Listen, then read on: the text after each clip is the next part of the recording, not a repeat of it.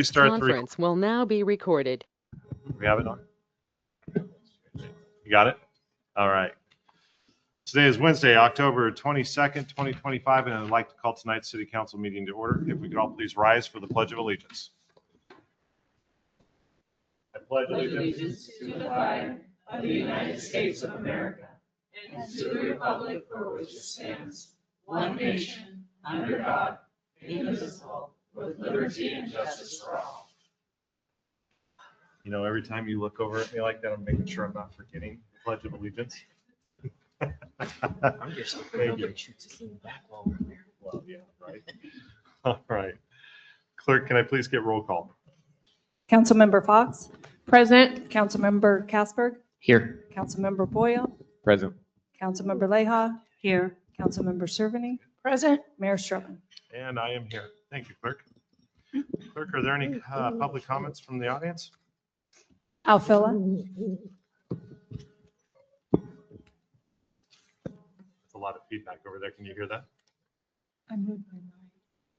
Al Phillips, 36016 Northwest Jenny Creek Road. Well, as some of you may know or be aware of, the Veterans Day is coming up, and they've got a lot of things going at the school. And also, let's see, shop local. We've got businesses in town. They need your business. I've seen some of you, at the local businesses, eating pizza, listening to the music. I think that's a good deal. Okay, now. It's 0620 hours on the 23rd of October, 1983. A suicide bomber drove a truck laden with explosives into the Marine barracks in Beirut, Lebanon. 220 Marines, 18 Navy sailors, and 3 Army soldiers perished.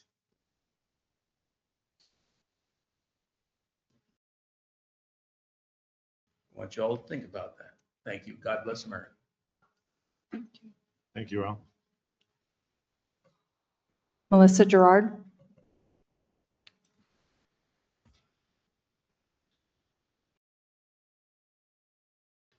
Hi, Melissa Gerard, Center United. I am here. We have, let's see, a big week coming up. We have Drug Take Back coming up on Saturday. That'll be with Commander Sample. He's heading it up, most of it. We also have Red Ribbon Week starting the 23rd through the 31st. And we're hoping to plant red tulips. I haven't heard back yet, so we're planning to go where we went last year, unless I hear differently from you. That wasn't an issue at all. So we have the EAT team again coming out. I have 540 donated bulbs that'll be planted around town. We'll put our signs up with that. And then on Monday, we have our first community meeting of the new fiscal year for us, and it'll be an orientation real quick. We have nominations for board, and we have something else. Oh, we've updated some of our bylaws, and then I'll be doing a Narcan training, and I do have Narcan from the state that I can dispense that night to you if you're interested. So that's from 5:30 to 7 on Monday night at the Wheel Club. And I think that should do it. Oh, we're talking Breakfast with Santa in November. We're still working on that. Our location may have to change. And we're in the midst of getting the 5K finished up. So that should do it. Thank you. Thank you. Clerk, are there any other comments? No other comments from the audience. Thank you. For those calling in, please press *6 to unmute yourself. State your name and address for the record. Kimberly, are you there? Kimberly Goheen Elman here. Good evening. Hey, so I'm wondering if anybody read the Reflector last week. I wrote a letter to the editor of the Reflector, and it was highlighted as saying, defying the will of the people.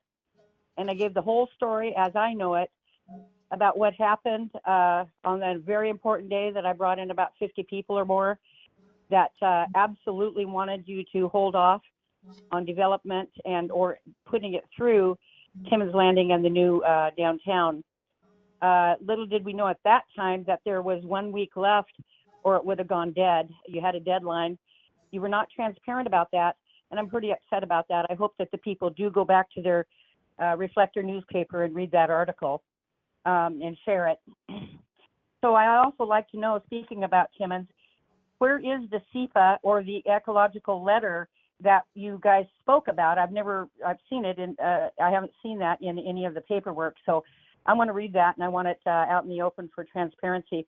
I cannot imagine that somebody would actually say that it's safe to drive down a 50-mile-an-hour slope, have a roundabout, because of the purpose of developing Timmins Landing there, where there's deer, there's rabbits, there's birds, there's worms, there's fish down at the river, there's the eagles that soar.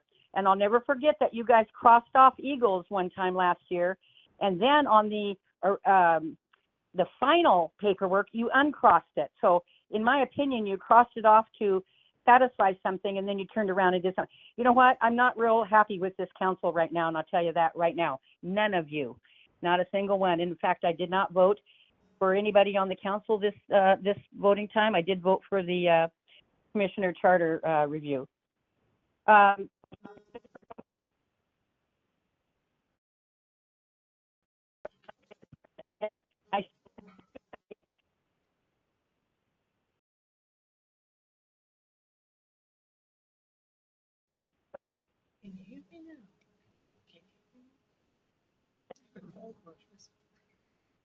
Letter time.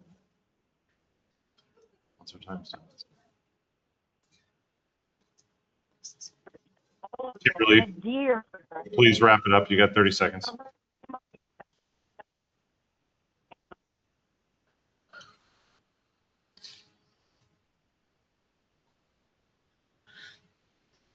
Do I still have time? Well, 16, 15, 14, 13, 12.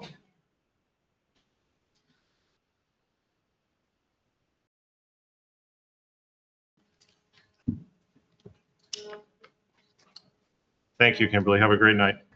Any other callers calling in, please press *6 to unmute yourself. State your name and address for the record. Clerk, do we have any other callers? No other callers. All right. Thank you, Clerk. Clerk, are there any public comments to be read? No public comments to be read. Thank you. That brings us to the consent agenda. There are no items requested to be removed. Can I get a motion? So moved. Second. It's been moved and seconded. All those in favor? Aye. Aye. Opposed? Abstained? Motion passes. Thank you, Council. We do have some presentations tonight. First presentation is going to be Hannah Jones presenting the 2026, actually we're almost there, legislation preview. I know there's a little bit of misprint going on there in the agenda maybe. I'm not sure, but mine does. Hannah, are you there? Are you with us? I am. Can you all hear me? Oh, loud and clear. All right.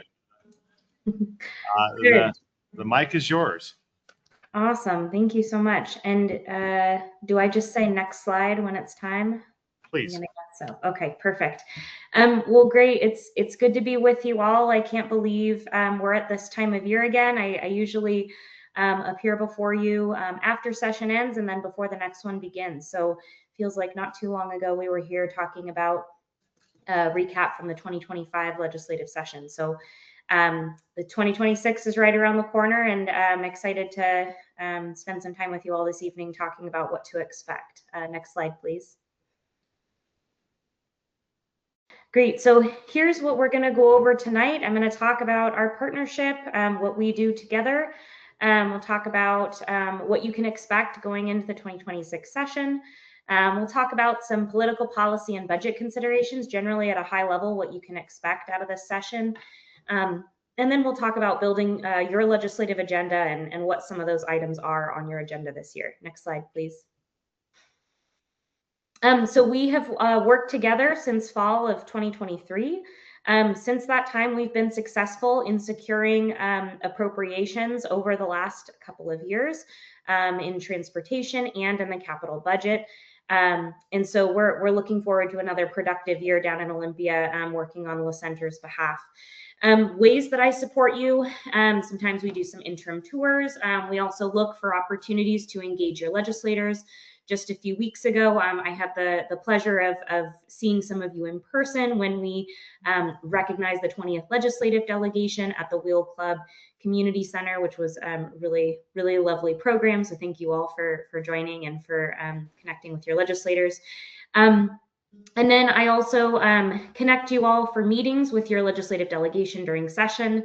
I am in Olympia all day, every day during session, and I am there tracking bills that are introduced that are relevant to the city, reporting back, and then I help you all submit proactive capital budget and transportation requests. And then, of course, we look for opportunities to engage and support the legislative delegation in their efforts and what they're doing in Olympia. Next slide, please. So coming up to 2026, so you all may remember that last session, 2025, which was just 10 months ago, just started about 10 months ago, was the odd year in the first year in the biennium. We are looking at 2026 as the second year in the 2-year cycle. And that means that session is going to be a short 60-day session. It begins on January 12th, the second Monday of the new year, and will run until March 13th, 2026. During that time, the legislature is going to adopt supplemental budgets, and then they will debate and pass policy as well. Next slide, please. I think this is kind of a helpful visual to understand what the makeup in Olympia looks like right now. We know that Democrats hold a majority in both chambers of the legislature as well as the governor's office. Even though we have some special elections coming up this November, that party control is really not expected to change. In addition, as you all know, we elected a new governor last year. He is closing out his first full year in office. And so he will be going into his second legislative session working in partnership with the legislature. Next slide, please. Just a quick overview of what you can expect from a policy standpoint. So bills that were introduced in 2025 and died during the process, they will automatically return. It doesn't necessarily mean that the legislator who introduced the bill will choose to work it, but as a matter of form, pro forma, all of the bills are introduced automatically if they died the year before. We have a series of committee cutoffs that occur throughout the legislative session. That is really a weeding out process for bills not ready for prime time. And during a short session, those deadlines, they do come very quickly. It is quite fast and furious trying to get a lot of work done in just a short 60-day period. In addition, we will see new policy introduced this session. Bills can be pre-filed as early as the first or second week in December, depending on when committee days fall, which is the first week in December. And so we will start to see new bills trickle in as early as December. Next slide, please. Just as a reminder, I know many of you know this information very well by this point, but the legislature adopts 3 budgets each year. One is operating, which really keeps the lights on and funds agency operations. Capital, think construction, schools, and of course, what we care about, local community projects. And then third, transportation, which really funds highway and road construction improvements, culvert replacement, you name it, if it has to do with roads and transportation. The 2026 budget, just by nature, supplemental budgets are smaller fundamentally. Really, supplemental budgets are intended to fund some small projects, address emergencies, and fix any mistakes in the biennial budget. The budget is large. It is usually a 1,000 or so page document and has a lot of details in it. So of course, mistakes are made year to year, and the supplemental year or the even year is the opportunity to address some of those, address any mistakes. Next slide, please. This is really we're in the heat of the lead up to legislative session right now. So closing in on the final couple of months of the interim. In September, state agencies submitted their budget requests to the governor's office. The governor's office then takes those agency requests. That can include policy as well as budget. They consider what they're going to prioritize, and then those agency requests really comprise the bulk of the governor's proposed budget, which will be released in mid-December. And then in January, when the legislature convenes, typically the budget committees first hear the governor's version of the budget. We hear a presentation from the state agencies, and we talk about what's contained in that budget. And then the legislature uses that budget as a starting point. For that reason, the governor's budget and the end result budget at the end of session always look very different. Next slide, please. We know that this, well, you all may know, and as I reported back in, I want to say April or May, probably May, the budget was really rough last session. The legislature had to face a $16 billion shortfall. They adopted $9 billion in new taxes, not to mention additional billions of dollars in reductions to the budget. And so this coming session, unfortunately, the news is not great. We are expecting tax receipts to slide further. In addition, major components of the new revenue package that the legislature adopted last session are being challenged in court, plus mitigating factors at the federal level. And of course, as many of you know, the federal government is shut down, which could add some additional complicating factors there, given that many critical programs are not being funded at the moment. We are likely to see more budget cuts. And when I say budget cuts, I am primarily talking about the state's operating budget, which is the general fund. That is where we are seeing the biggest hit to state revenue. And so depends on who you talk to. Some legislators will talk about an interest in continuing to work on a progressive tax code. Others are saying, no, it's going to be an all cuts budget. Either way, that gap, from what we've seen from the revenue forecast, looks to be about 500 million. Other sources will say it looks closer to 2 billion. Next slide, please. We've got some key races happening next month, really in just a couple of weeks here. We have 9 special legislative races. That is largely because when Governor Ferguson came in, we had a number of legislators who were appointed to cabinet positions, legislators who ran for higher office and won their races. And so we had a number of appointments to empty legislative seats. So what that means is that now all of those seats are up for re-election this year, in total 9. Specifically, many are looking at 2 typically swing districts, one in the 5th, which is around Issaquah, and the other in the 26th, which is Gig Harbor, Key Peninsula area. The Democrats do have a supermajority right now in each chamber. Those 2 Senate seats could impact that balance of power in the Senate. And then, of course, 2026 is an election year. That means that typically the legislature likes to get out on time so that their members can get to working on their re-election campaigns. And we know that 2026 is going to be a big year. All of the House seats, half the Senate seats are up for election.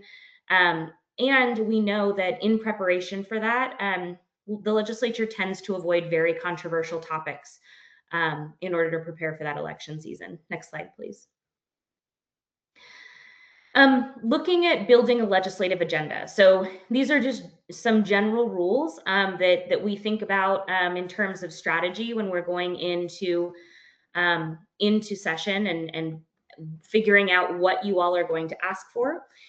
If you received funding in 2025, you are less likely to receive funding again in 2026. That's generally how it goes. Your legislators have a very large district and they have to take care of projects for different areas of the district. So the idea is that we are advocates and we're out front asking for what we need, but recognizing that the wheel of opportunity may not always be pointed in your direction every single year, but we're always present and maintaining a footprint in Olympia so that we're there when it is time and when it is your turn to receive funding. Some budget specifics, just at a general level, as I mentioned earlier, the operating budget's extremely limited. They have to support programs and operations through June 30th, 2027. And so we know that there's a deficit there already. And so I'm not recommending operating budget requests at this moment. It's going to be very challenging to get anything across the finish line there. The capital budget, the good news is stable. Successful requests are usually under $250,000. Ideally, and when we work with the mayor and with your team, we talk about it's important to make a good case to show that you have received funding from other spaces, braiding funds to complete a project, last dollar in, urgent projects only. Those tend to make really compelling cases, especially during a short session. Finally, we've been told no new transportation projects are going to be expected in 2026. As you all may remember, last year, the transportation budget was in some pretty hot water. They had some pretty major deficits. Fortunately, it seems that they are on the upswing. The transportation committee or transportation budget leaders really worked on a big package of additional fees and taxes that helped to kind of plug the hole that was created by the decline in gas tax and then project cost overrun. Those two challenges still exist, but they're not quite as dire as they were during the going into the 25 session. So I will also add that safety as a nexus to transportation continues to be of interest to the legislature. And so, my recommendation is when you're looking for transportation projects, looking for that safety nexus is usually helpful. Next slide, please. With all that said, these are the two proactive priorities that are on your legislative agenda in front of you. We are looking at one, which is the List Center road lighting. The city requested these funds last session. Unfortunately, as I mentioned, the legislature took a policy of no new transportation projects, and they really stuck to that. I will add one interesting factor was the Senate Budget Committee put together a list of transportation safety priority projects. Ultimately, that list, it wasn't clear how it would be funded or how much funding would be needed for all the projects or on what schedule they would be funded. So it did lack a lot of those details, but your project did make that list. So it is there is some awareness there about this La Center road lighting project. It will just depend on whether or not the legislature is funding any small projects. And I will add, $1 million is a lot for a supplemental year. And so if we were to be successful in a transportation budget request, it is likely to not hit the $1 million mark. For the Downtown 2.0, you all were successful in securing $400,000 during the 2025 legislative session, which was really exciting. We communicated to your legislative delegation that the city was grateful for the funding, but they know that it was not a complete request and that the entire project was not funded. And so there is an interest, as I understand it, in going back and asking for more. As I mentioned, because you all did receive funding in 2025, it may be more challenging to get additional dollars this session. But again, it's important to let your legislative delegation know that these asks are still out there, and that even if they're not funded in the 26th session, that they will continue to be a need going forward. Next slide, please. Actually, before I move on to the next slide, I wanted to just talk about a couple of other things on your legislative agenda. You all, as a component of your legislative agenda, we typically talk about ways that you can support other regional priorities. As we understand it, their Regional Law Enforcement Training Academy is one need and is on the City of Washougal's legislative agenda, as well as the City of Battleground. And I believe they are continuing to push for funding for that program as well. So that's something I know that the mayor is thinking about potentially that could be a value add to your legislative agenda. Two others would be the Association of Washington Cities and the Regional Transportation Council for Southwest Washington. We have not seen those legislative agendas yet, but those will be forthcoming. Really, the value in including those priorities is it gives you a broader coalition to stand with and it sheds some light on what priorities are for you all. So that when the Association of Washington Cities is weighing in on your behalf on some bigger issues, your legislative delegation, based on your legislative agenda, knows that that the city is supportive. So we're going to be continuing to look at those priorities as they are made public and adopted to determine whether it makes sense to include those priorities on your agenda. So now I'll get to next steps here. So next steps, adopt your legislative agenda, and then we will be working to submit your transportation and capital budget requests on behalf of the city. Typically that happens once session begins in the first couple of weeks. As I mentioned, deadlines are going to come up really fast this year because of the short session. And so we're going to get to work right away and ideally fill out those project details before we get to session, which fortunately we have many, I think all of those details from last year. In addition, I recommend planning time for the mayor and for council to come meet with your legislators in Olympia.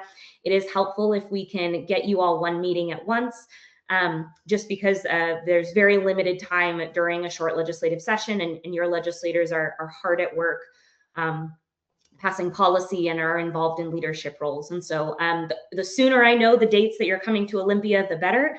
And then we can get those on the calendar for you all to meet with them.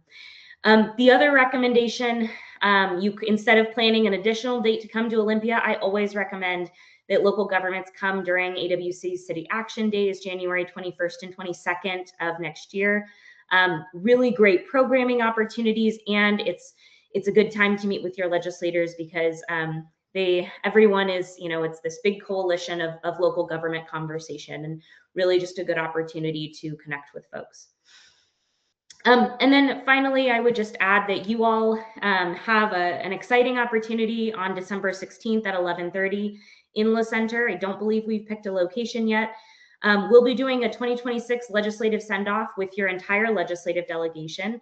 What that looks like is an opportunity to connect with all three members, Senator Braun, Representative Orcutt, and Representative Abarno, where we talk to them about your legislative agenda, ask for their support, and have a conversation about how you can help support them as they go to Olympia, and how they can all be a voice for you in Olympia as well.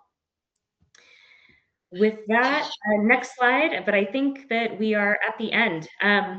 Happy to take any questions and really appreciate the time tonight. Thank you. Perfect. Thank you, Hannah. Appreciate it. Council, any questions?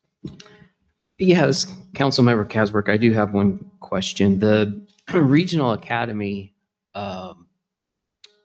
priority that you had spoken about, is that specifically just continued funding, or is that expansion of the Southwest Washington facility?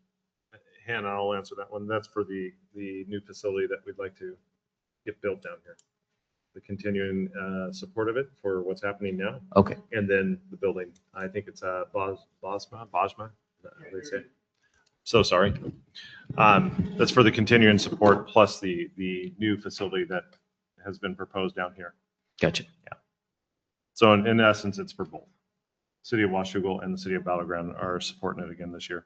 I sent out an email, I think it was yesterday or the day before, just to clarify what cities were wanting for their priorities so that we can see if we can join together to help make a bigger voice for Southwest Washington. Awesome. Thank you. Yeah. I have a quick question, Hannah. Nice presentation. Councilmember Fox here. It was nice seeing you a couple weeks ago at the Wheel Club. Thanks for showing up. I think you do a great job up at Olympia for us, and I just appreciate all your work.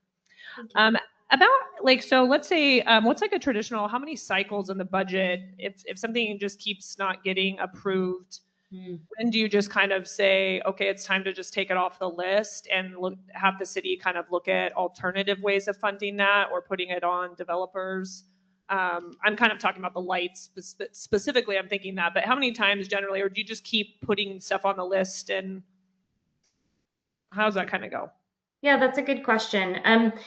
In my experience, it's better to keep things on the list. The minute you take it off, the minute you indicate that you didn't necessarily need the legislature's help to do it, you have to keep making the ask, because ultimately there will come a time when the budget is healthy, And when legislators are able to make project requests, I would say the last 2 years have been fairly unique in terms of no new transportation projects. I've been down in Olympia about 10 years, and usually usually members get to request transportation dollars each year. So I guess I would just say if it's not being prioritized, and let's say you go 2 cycles, again, barring extraordinary circumstances, it's the right approach is to have a conversation with your legislators and say, hey, look, this is a really big need for us. Here's what we've done to make this a competitive ask. Is there anything that you see that that is out prioritizing this project? Can we and we look for other strategic ways to make it a better project. Sometimes that means looking for competitive grants that can pay for portions of the project, because a competitive ask typically includes, we've been able to fund this component from city coffers. We've been able to fund another component from, some grant opportunities with WashDOT or what have you. And that helps make a competitive request. Sometimes it's we need more support from the community.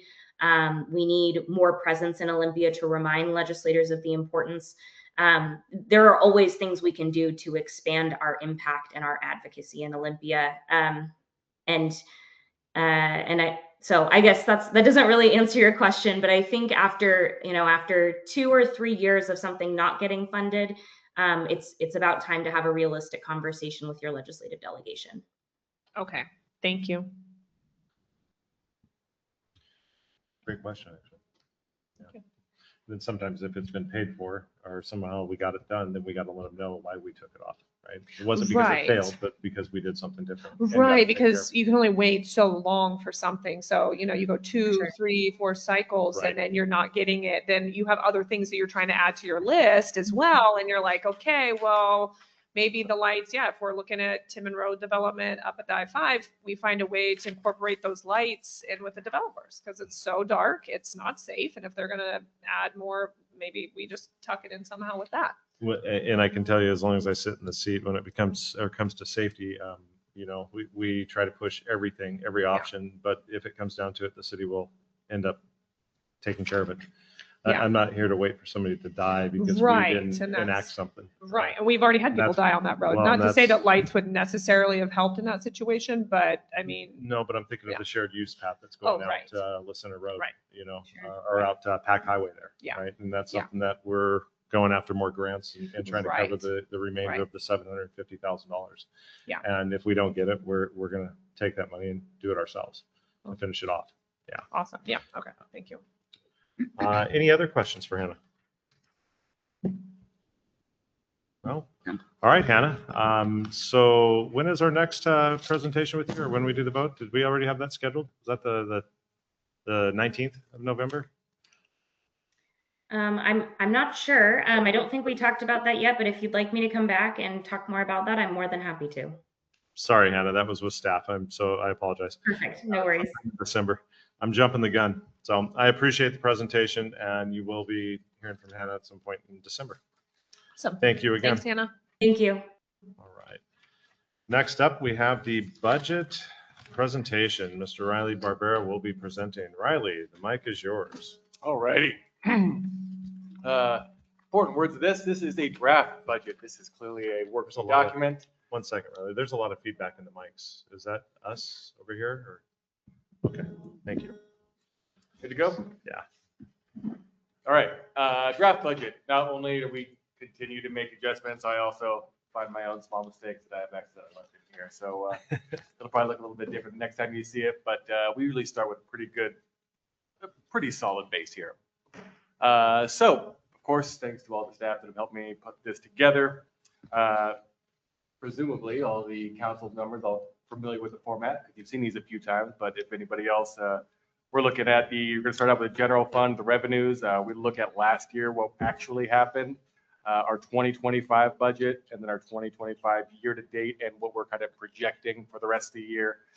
And then we look at our 2026 budget. That's in the second to last column. And that change in budget, that is the change between the 2026 and the 2025 one.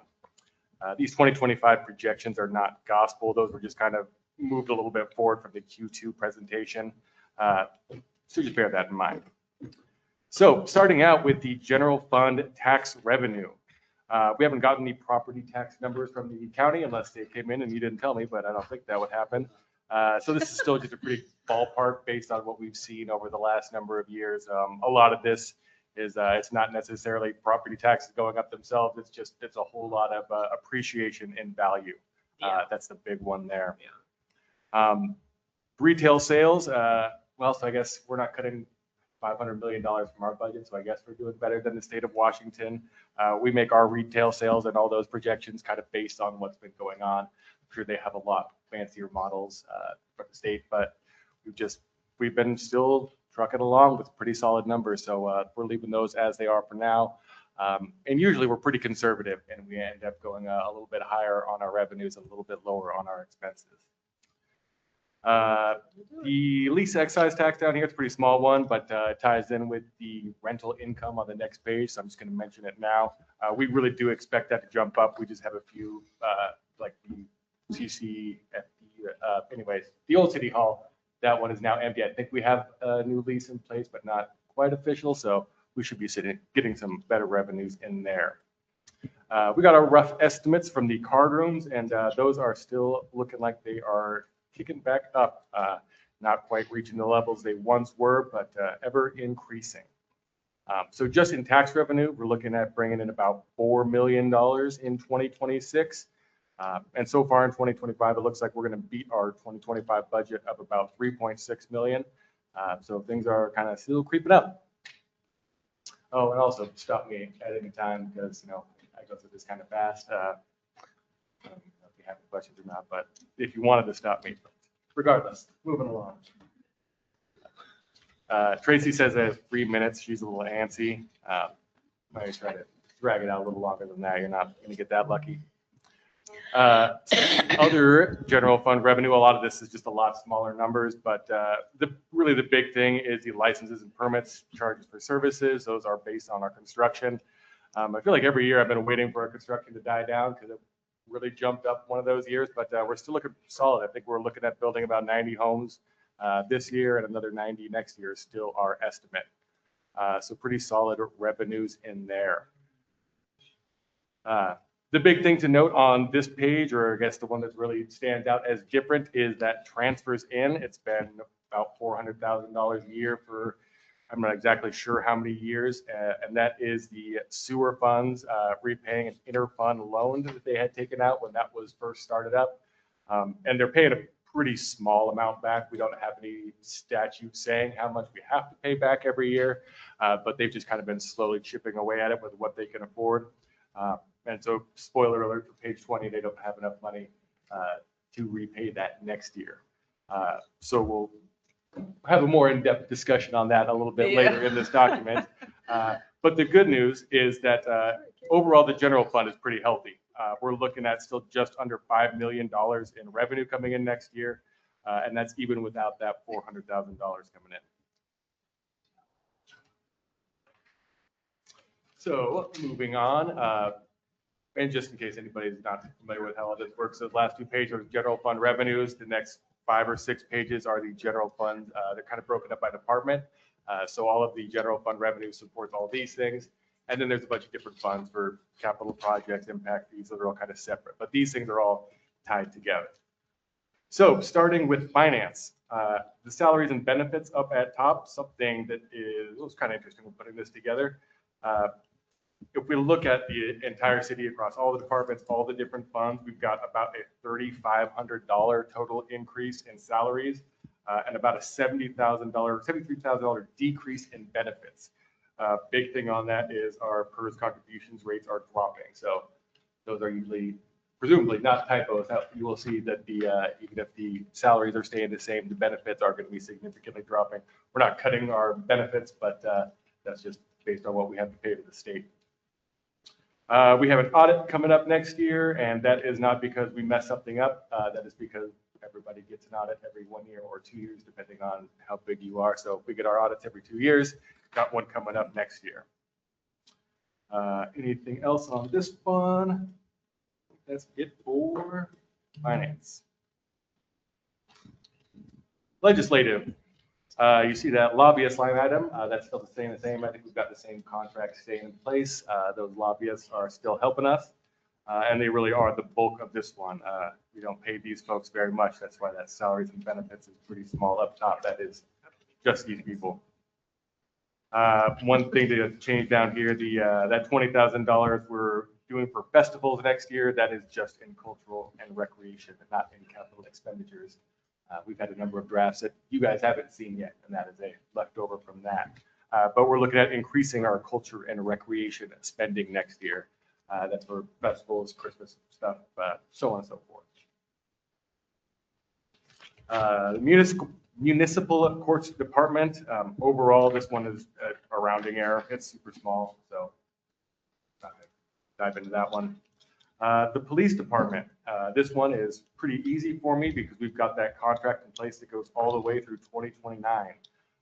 And that is that huge contracted policing line item on there. Goes right over here. He gets all 962.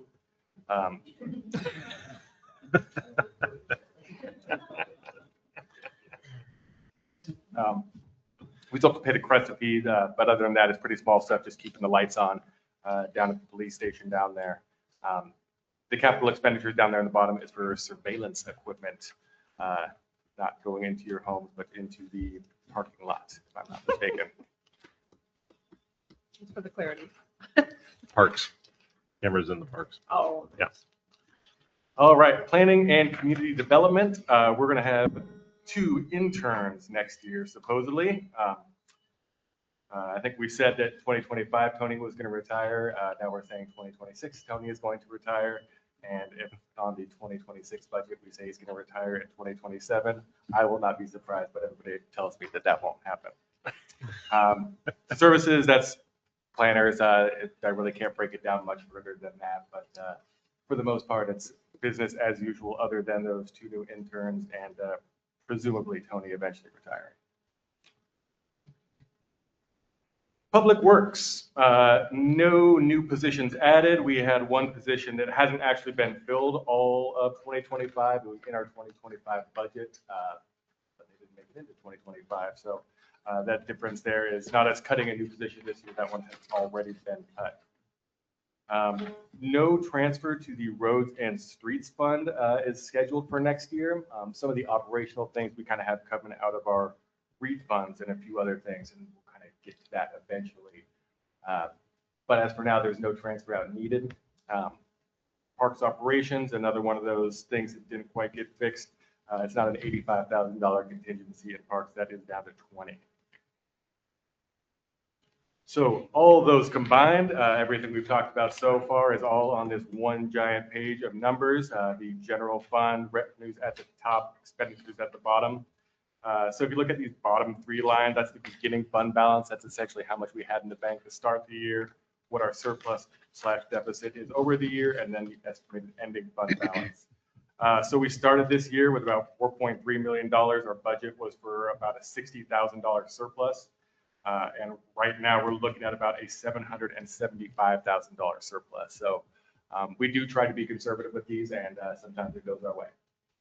So right now we're looking at about a $300,000 surplus in the general fund next year, which would leave us with an ending fund balance of about $5.4 million. So more than a year of general funds expenses that we've kind of accumulated in our general fund, which is kind of one of those reasons why we're not absolutely dying by missing that $400,000 payment next year. Not that it doesn't need to get made eventually. So that's the general fund. And if you think we're done, we're not. We got a lot more to go. Sorry, everybody. Reserve fund. This one haven't had to use it yet. This one we're pretty much just investing the principal we have in there. We're looking to start the year with about $4.6 million. And we'd like to, I think our policy is to have 1 year of general fund expenditures in there. But for now, we don't need to dip into that, which is good. Impact fees fund. This is when somebody's building a house, they got to pay traffic impact fees, park impact fees. I think the balance the last time I had calculated that we had about $6.2 million in traffic impact fees to spend and about 260,000 in park impact fees. Obviously, traffic impact fees are more than park impact fees, and it's a lot easier to build a park than it is a road. So those ones kind of accumulate a lot higher balances, but they can get taken out really quick depending on what you're doing. So I think next year, we've got a few smaller parks projects, and one of the good things about these traffic impact fees is if we have to do a match for a grant, and it is a traffic-related grant, we can use these traffic impact fees. So that transfer out, it's going to the Roads and Streets Fund. That's essentially grant match. And Tracy can explain all those projects better. I'm not going to go into every single one of them, but Before you go any further, Riley, real Yep. quick, I forgot to talk to you before this went out. Did you get the new numbers from the school for their impact fees for next year? enough. Change Okay. the impact fee number. Yeah, they did change it. It's going to be in the $7,000 range. So they've like 7,400. So that will change this budget, council, just so you guys know. That being said, we don't get to touch that money anyways. That's money that comes Right. into us and we send right back out the door. So Right. other than a couple numbers on the spreadsheet, that doesn't really affect us. Alrighty. On to capital projects. And this is one that I usually have to do in 2 pages because if I try to put every project on this line, then I can't fit any of the notes. But this one is funded through the real estate excise tax, money when you sell a house or any project specific. So we've been right around the 500,000, maybe a little bit more in real estate excise tax. That's kind of what we're looking at next year. So this one also has a pretty small transfer to the Roads and Streets Fund, as a lot of the big projects we do are roads and streets related. That's where a lot of the big numbers come from. But we do have a breakout of some of these capital projects we're working on next year. And I won't go into detail on all of them because Tracy knows a lot more about them than I do. But so the downtown land payment, that one's REIT. Some of these other ones are just the RTA grants. It all feels like small numbers when we're looking at the huge capital or Roads and Streets one coming up, but looking to get some grant revenue to support these projects, which is always nice. Vehicle and Equipment Fund, this is another one that is pretty immaterial. I think we're going to buy like 1 truck next year.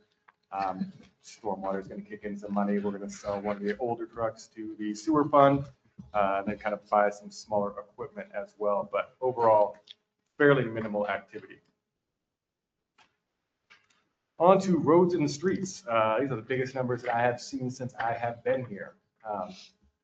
Kind of just if you look at the top, got those state shared revenues. That's what was mentioned in the last presentation, the money that kind of goes to all of Washington. We also have our specific transportation benefit district tax revenue. Those combine to about $160,000. And when you look at what it takes to maintain all of our roads, it's practically nothing. It's a drop in the bucket. That kind of supports the allocated salaries we have for our guys and some supplies. But we really rely on grants for all of the big projects that we do. And so we've got some more details on all those big projects we have coming next year. The good part is we are getting grant money for the bulk of it, but we always have to kick in our own funds. And what will be a little interesting to see all play out is we have to spend that money until we get reimbursed. So we might end up seeing some drawing out of the reserve fund just for liquid cash that would then get repaid. We'll see how that all shakes out. Fortunately, we've got a pretty good cash flow. Not too much of our stuff is in long-term bonds or anything like that. But that 4th Street, Breezy Creek, I think that's been on the project list ever since I started here. It's going to stay on it. That's not the total cost. This is just what we're looking at next year. But in total, about $17 million in roads and streets plans.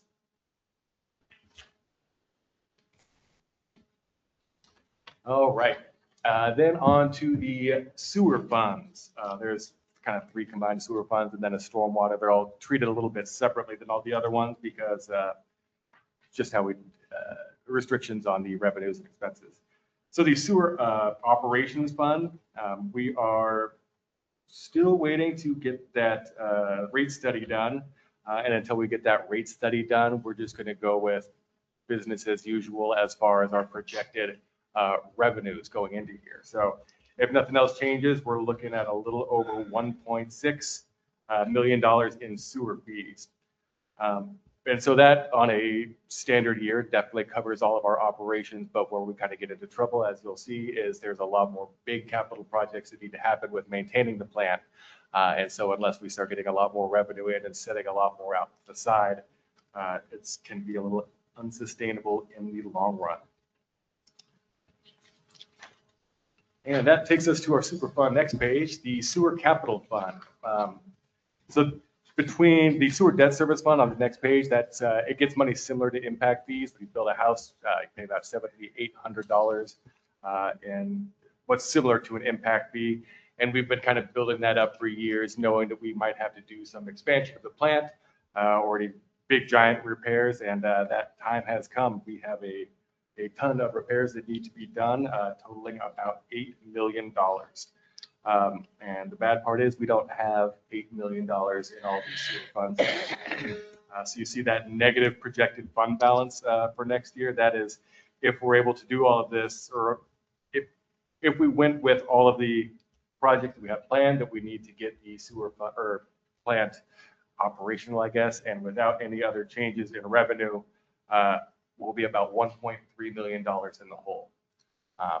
So we can't spend it if we don't have it. We haven't exactly come up with where that money will come from yet. I just put together the numbers that I've been given, and that's what we have so far. I think you've been seeing stuff come out in your sewer bills talking about I don't get a sewer bill from here because I don't live here, but not too far away. But anyways, it sounds like it's been talked about. You've been briefed on this a little bit. But yeah, that is a bit of a sticker shock to see the negative $1.3 million.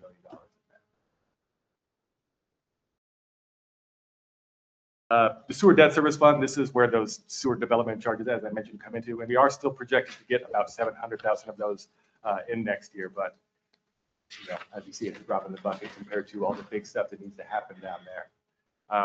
As far as our debt goes, we have a PWTF loan. We've got about $750,000 left on that now. So we're going to leave our ending fund balance for next year. We didn't want to transfer it down to zero. We wanted to leave enough in there to be able to pay off the loans that we still have. So we're going to keep enough money in there for that.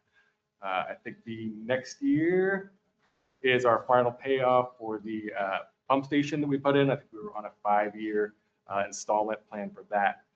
So afterwards, it's pretty much just 2 more years, so 2027, 2028 of that PWTF loan. And that will be the last of our debt to external sources. Obviously, there's still the interfund loan to the general fund that will have to be taken care of eventually, but that's not as pressing to pay ourselves as it is to pay something else.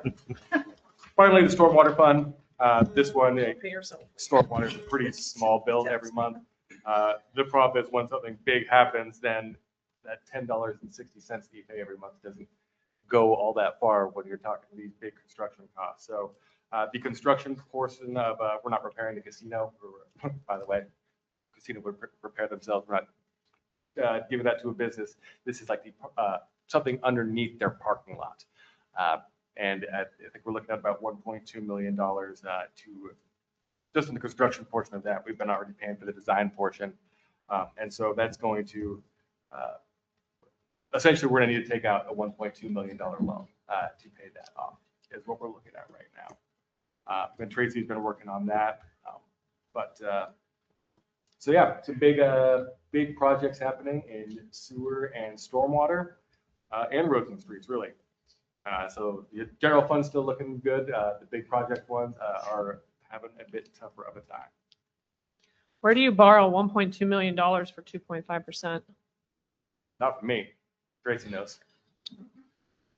Who's your lender? Can I get his number or hers? This is one of the 2 businesses that I told you we went for the Public Works Trust Fund. We applied for a loan there, and we applied for one with, I think it was Washington Department of Ecology. I don't remember the second one, but the first one we were denied. I shared that in the last staff meeting. Okay. And then we're waiting to hear for the other one. But anytime you borrow from the Public Works Trust or anything municipal, they usually give you really, really low interest rates. Nice. So, and sometimes Yeah. they even defer it to zero, or they give you loan forgiveness if Oh, you're wow. small enough and can show financial duress. We aren't at that point. We don't have enough low income Oh, to be able to qualify, but Sure. sometimes you are able to have that happen. Oh, cool. Thank you. Thanks. Anybody else? A lot of money. Questions, comments? Wow. If you'd like further detail on the next one, you want to pick it up, start again. If something comes to you later, feel free to send me. Is this the end of it? Well, okay. I do have a couple He's things. got some stuff here. I know we have some big expenses coming up for the sewer plant. I also understand that loans at 2.5% might be smarter to take than depleting funds that are in the bank. I guess what I would like to explore next year is whether or not in our reserve fund, we really need a full year of operating expenses. I just learned today that Clark County keeps 60 days Yeah. worth of, We have a significantly higher than everybody else. and you know, I guess it's wise, but at the same time, we're sitting on $4 million that could be used to not take loans or defer payments or delay repairs. You know, it may not be wise to use it to, you know, deal with the 1.3 million, but maybe the what was it, 742,000 on an earlier slide, or just, you know, covering that $1.3 million. That's what it was. The $1.3 million deficit for the sewer capital fund. I think maybe it would be worth looking at the options and seeing where that might go. Just the one tricky thing is, so all these sewer funds, including the sewer capital fund, since those are kind of supported by utility, they're almost kind of considered a separate business. And so you can't, that business of these utilities can't be benefited by the general fund, right? You can't put your property taxes to that. So if we were to, you know, take money out of our reserves, we could loan it to the sewer fund, but we can't just be like, hey, we've got this money that's not being used, we should put it over there. Right. And just as an FYI, which is it? We've got about $16 million. No, what is that? That's 2020. Oh, yeah, that's about right. About $16 million that the sewer fund owes the general fund already. So, I mean, I guess what's another 5 million? Yeah, because it's at 0%, right? You're not, It's- I mean, no, it's you not- don't have to charge interest to No, yourself, you have so. to charge interest. 'cause Oh, you do? otherwise, An interest-free loan is the same thing as benefiting them, right? 'Cause nobody else does. Sure, but So what it's still our- forced to pay it back, so I thought maybe there's, yeah. So okay, how I it see. currently, they were all, you know, they were kind of passed once a year. Every year the sewer fund was in a deficit. Uh-huh. But most of our inter-fund loans are tied to the prior year's LGIP returns. So that's the local Okay. government investment pool. We have Yeah. a lot of money invested with them. So for a while it was, hey, this is great. We have like a 1% loan because the LGIP wasn't doing too well. Well, now the LGIP has been getting us great returns. It's been at like 5%. So our $400,000 this year just didn't cover the interest. So it's kind of, I don't think there's anything illegal about the, you know, we're not allowed to benefit this other fund, but I Yeah. think there should be a plan to repay it, not just, well, we'll take money out of the general fund and they'll pay it back somewhere down the line. You kind of got to get things solvent on their own for the sewer fund. And Riley is speaking truthfully there. Yeah. You just can't mix the pots, and it has to be a loan. And that's something that Tracy's been working on for the last year, right? Is to come up with alternatives and ideas on how we're going to accomplish this, because there's even Yeah. more that's coming at us all the way into 2034. that I was made aware of in a meeting about 2 weeks ago. So when we do this rate study, that's part of the option is that, this rate study has the steady increases enough to cover these costs and doing these loans and then making the plant solvable. So, Yeah. Interesting. yeah, Fascinating. it's Keep it a rough very- time. The plant hasn't had any love, Yeah. well, in 20 years almost. It's had the computer system that was upgraded in 2019 or 2020, and that's it. Things age. Very strange. Yeah. They don't let you do that. That's- Well, we're also operating on, what was it, expired permit, wasn't that? What was it, a permit, a sewer plan? We're running on that, so that hasn't been touched either. So we're finding some things that we're addressing and taking care of. Okay. Tracy, yeah, if you've got something to speak, that'd be great. Yeah, I just want to make sure people are aware that because we're operating on an expired general sewer plan doesn't mean we're in trouble with the Department of Ecology. It's you. because, so we have an extension and we have the general sewer plan. The most updated one's going to be submitted the first week of November, just so you know.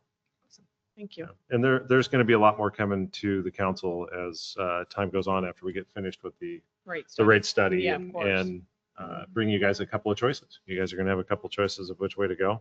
Where are we at with the rate study?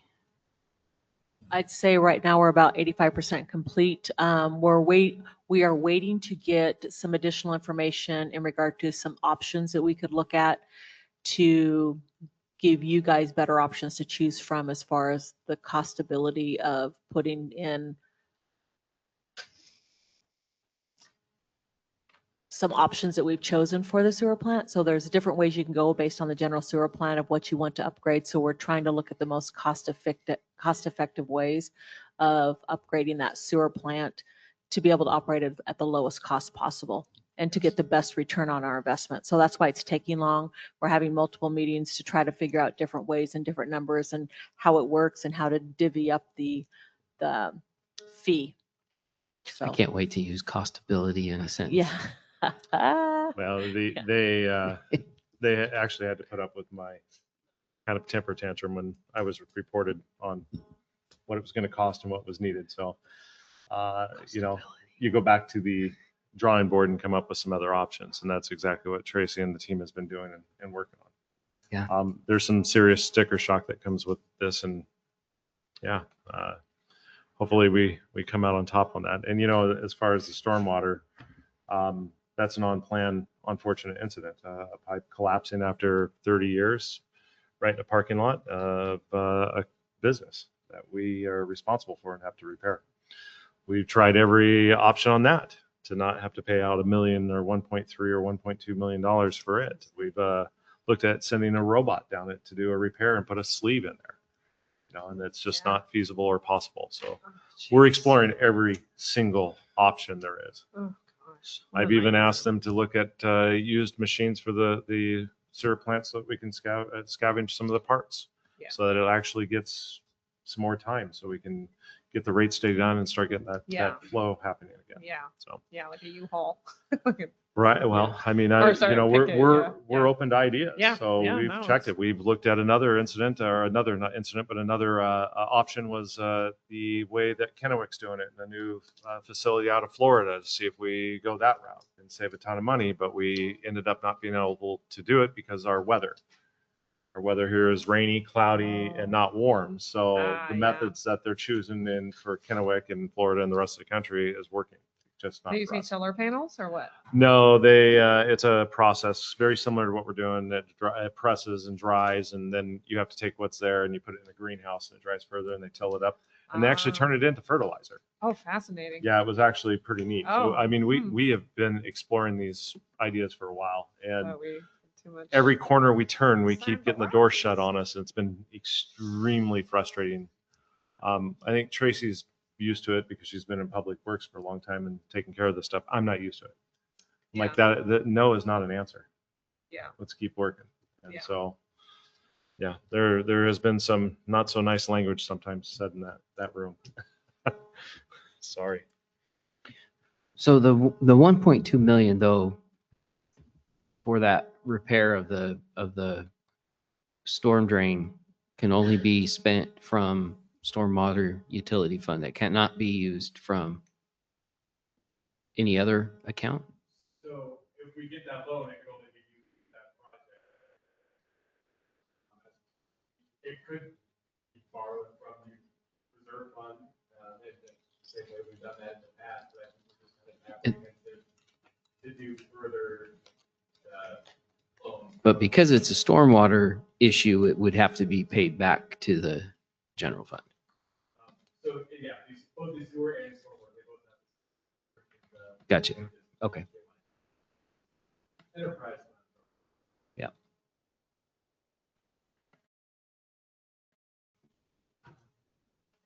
Any other questions, comments, conversation about the budget between council? Oh, sure. When we did the budget, we calculated out we have enough revenue in stormwater to be able to pay the loan payment at the low interest rate, so we wouldn't have to borrow. So we could use money that we collect in stormwater reserves to be able to pay that. Thank you. Yeah, look forward to the rate study. Thanks for some. We need to learn. Yeah. Thank you, Riley. That's a very good report. Yep. Thank you. Are you guys good Glad then to with see the this card one? rooms are doing well. Yeah. That's good. Every time I see an Oregon's license plate, I'm like, they're paying taxes. Don't get annoyed. They're paying taxes. I love it. Come on in. Mr. Mayor, I just had a couple items I wanted to hit on. Yes. First of all, I wanted to thank the Budget Committee too. I think not all cities in Washington have a Budget Committee. And Joanne Tucker, Mike Larsh, Councilmember Leija and Kasberg, the mayor, all participated along with staff. And, I truly believe the more eyes you get on a project, the better result you get. So I want to acknowledge that. Also, for the public, we have a couple public hearings coming up on the budget. So I believe our next meeting is November 12th. We'll have a public hearing so folks can address the revenue features in the budget, and also just a second public hearing so folks can comment on the preliminary budget as a whole, just what Riley went through this evening. So we'll have that on the website. So if anyone's interested in coming at the next meeting, we'll have those two public hearings. As Riley mentioned, we're still waiting for tax numbers from Clark County. And as long as you do this, you come to find out that the county's always at the last minute of providing information so we can put together the property tax ordinance for council consideration. But as soon as we have those numbers, we'll be coming to council hopefully in November. And I want to remind everyone we have a little bit different schedule in November. So we'll have the November 12th meeting and then November 19th because of the Thanksgiving holiday. So we'll have back-to-back meetings there week to week. So yeah, we're required to advertise those public hearings in the newspaper for 2 weeks. So we're on that. And yeah, so we'll be back here at the next meeting to talk budget. Perfect. Thank you, Peter. Appreciate it. Riley, thank you. Excellent report from you. And I echo Pete's sentiments to the budget committee. We appreciate the time that you guys do, the volunteer time that it takes to come in, listen, ask questions, and help guide the direction that the city is going in when it's presented to the council. So thank you again for all the volunteer help on it. Appreciate that. All right. If there's no further questions, I'm going to move on to the next presentation. Next presentation will be the golf cart and ATV refresher. Mr. Brian Cast will be presenting. Brian, it's 10:30 at night over there. Are you with us? I'm still awake. All right. Can you hear me all right? Mic is yours. All right. So thank you, Mr. Mayor. Good evening, council. We had a first look at the golf cart and ATV rules and regulations and what we can do here as a city last year. So I'm calling this refresher. So I'll kind of just briefly go through the laws and regulations again, and then share with you some results from a community survey that has been ongoing here for the last few weeks. So next slide, please. So just to remind everyone, golf cart zones can be on any streets 25 miles an hour or less. It's governed by RCW 4608-175. In order to drive a golf cart legally, you must have a driver's license and be 16 years old. And you must have a golf cart that is equipped with safety equipment, including reflectors, seat belts, and mirrors. If we enact a golf cart zone, we will designate that area with signage as well as with a map, which is required for ATVs. We'll get to that in a second, but we'll have both a map and signage within the city. And then if there is accidents, we have to track and report those to the state. Next slide, please. So both wheeled ATVs are also allowed. That would include both quads and side-by-sides. Those can be driven on streets with a speed limit of 35 miles an hour or less. Again, you also have to have a driver's license to be able to drive these legally on city roads. And if you're on a quad or something without a roll cage, you have to have a helmet. Or you have to have seat belts and a roll cage like a side-by-side would. And tags for side-by-sides are issued by the state, just like for a car. Next slide.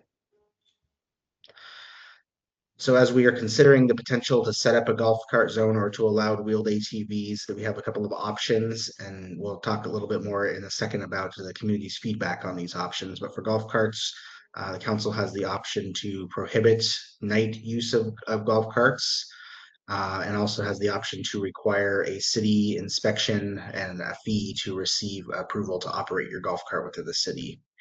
On the ATV side, you can exclude quads and only do side-by-side ATVs. You can do prohibit towing of vehicles or sleds, and then you can also impose any other local restrictions. Next slide. So this first survey results here related to golf carts. So the first question, does the public support a golf cart zone? Overwhelmingly, the answer from the public was yes. The second question was related to that option of night operation. It was a pretty close split with a little bit of a nod to the yes, allowing golf carts to be used after dark. And then the third question was, does the public support a fee and that licensing inspection? And that one was, the public was leaning towards no on. Yeah. Next slide. I got lots to say On the, yeah, go ahead.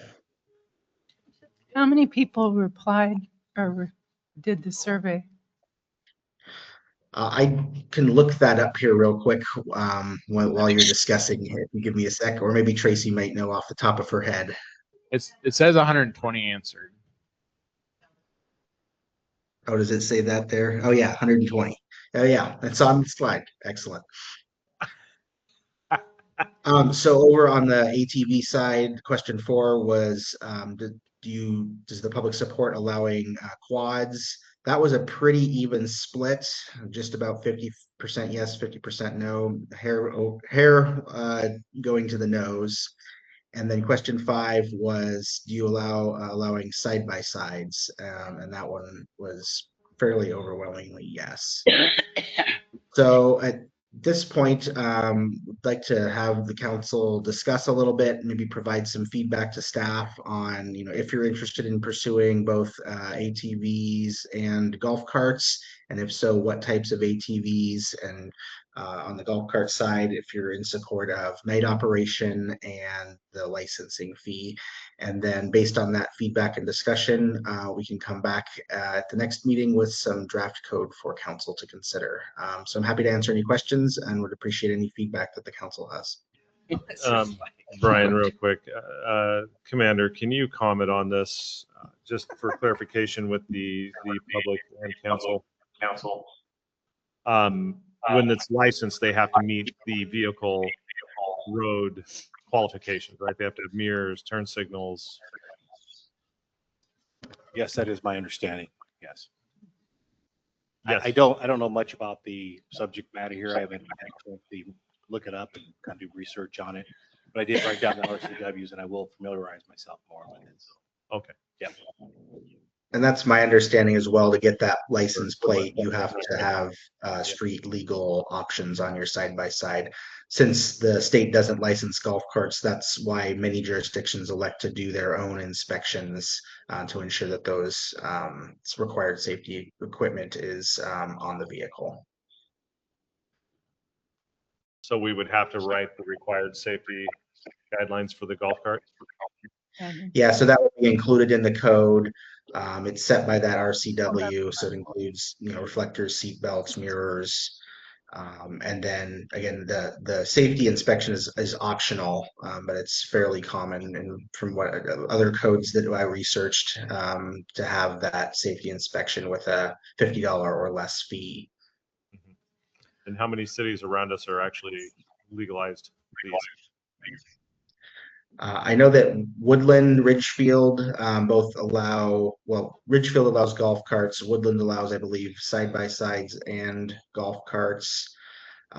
There's several other jurisdictions up the I-5 corridor that do as well. I think I was looking at, I think it was Kelso's code. I think they allow both. I think I also looked at Centralia's as well. I think what frustrates me the most out of this is that a lot of people who showed up to take the survey, they're interested in having the privilege of writing these extremely unsafe things on the road, but yet they don't want to do anything to inspect it or to create safety for it. And to me, that's just the people that are going to be actually participating in this are people who we don't actually need on our streets. People don't already go 25 miles an hour down Lucena Road. There's a no passing zone. So people are going to start passing golf carts, being frustrated because they're going a certain speed, not to mention the unsafety for the actual golf cart riders. And I'm sorry, I just don't want to picture teenagers driving around in golf carts. And then, it's just so many layers, right? My husband is a pilot, okay? And he gave me this explanation once, and I use it all the time, okay? Safety is like Swiss cheese, okay? The layers come in over time. And as one thing happens and another thing happens, and then that Swiss cheese lines up just perfectly, that whole represents an accident, right? Where there's a split second where just everything lined up, unfortunately incorrect, and there was a massive tragic accident. And obviously with airplanes, most people don't live. So it's that of the thing, okay, look at these layers as they line up, and then it creates these potential for these perfect storms. I don't see the need to add that to our town that's just growing with one main street in and out that has no passing. It creates a lot of, I'm obviously not for it. I can understand the desire for it and the excitement, but we can't ride them most of the time at night when people would want to, I think. And so anyway, I just think it's really silly that the survey just shows exactly why we shouldn't have them. So that's just my. Well, I disagree. I think that not that I'm saying that you don't have valid points, but one of the things that's a little bit misleading about this is that particular side-by-side that's on the screen right now would not be legal to drive on the streets based on the requirements required by the state of Washington. So they have to have DOT rated tires. So those tires are probably not, those are probably off-road tires. There has to be turn signals. There has to be exhaust limits on it.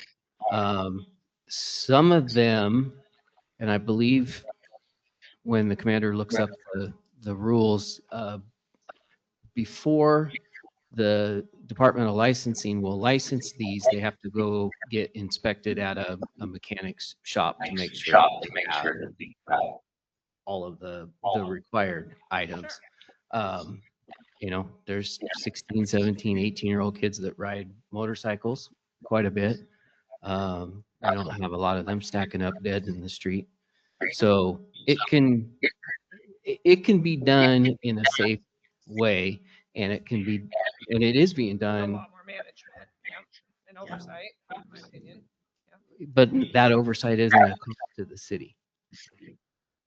Right. Sure. So But the communities in, especially Arizona, have an awful lot of people that drive their side by sides with less regulation than what we could impose. So, Not only that, some of those vehicles are also safer than some of the cars that are actually out there. Those roll bars right there, those things can roll.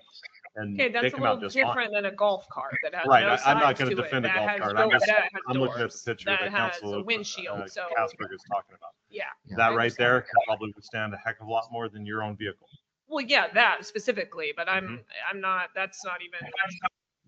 That's like a.